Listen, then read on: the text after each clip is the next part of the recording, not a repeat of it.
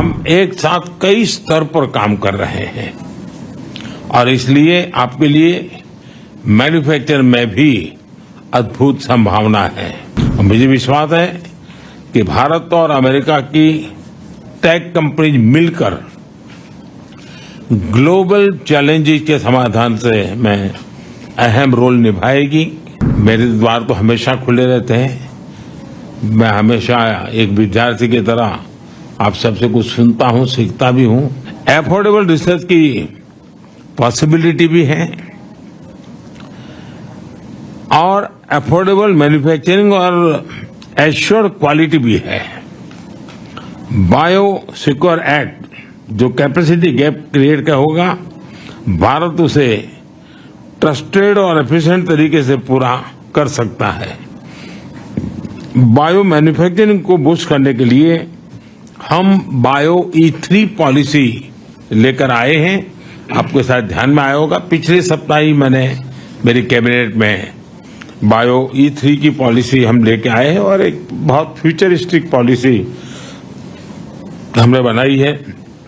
Bio E3 यानी biotechnology for economy, employment and environment. इन तीनों चीजों को लेकर के मैंने बायो E3 पॉलिसी को बल दिया है। 2030 तक भारत की बायो इकोनॉमी बढ़कर $300 बिलियन की होने की हम संभावना देखते हैं।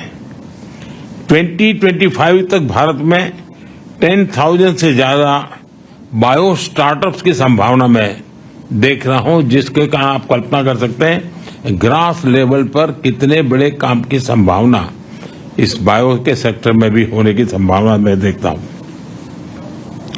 हमारा लक्ष्य है कि हेल्थ सिक्योरिटी और ग्लोबल चैलेंज के सॉल्यूशन देने में भारत लीडरशिप के रोल में हो और जिसमें आप सबका सहयोग बहुत बड़ी हमें ताकत दे सकता है।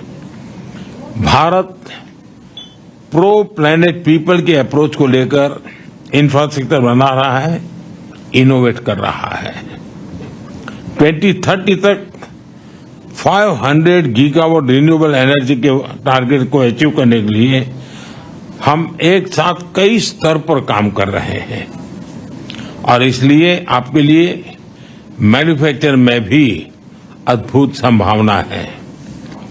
फ्रेंड्स, आत्मनिर्भर और सशक्त भारत की विकास यात्रा में आप सभी को मैं एक सहयात्री के रूप में, एक सहभागीदारी के रूप में हमेशा मानता हूं, देखता हूं और उस प्रकार से हमारी यात्रा भी रही है, आप सबका अनुभव भी है। और मुझे विश्वास है कि भारत और अमेरिका की टेक कंपनीज मिलकर ग्लोबल चैलेंजेस के समाधान से में अहम रोल निभाएगी। मेरी टीम आपके जो सुझाव मिले हैं उसको भी और आपने जो एक विश्वास व्यक्त किया उसको भी हम उसको बड़ी गंभीरता से लेते हुए आवश्यकता के अनुसार उसको हम फॉलो अप भी करेंगे। मेरे द्वार तो हमेशा खुले रहते हैं। मैं हमेशा एक विद्यार्थी की तरह आप सबसे कुछ सुनता हूं, सीखता भी हूं और गवर्नेंस में उसको लाने का प्रयास भी करता हूं ताकि मेरा देश भी उतना ही तेजी से आगे बढ़े।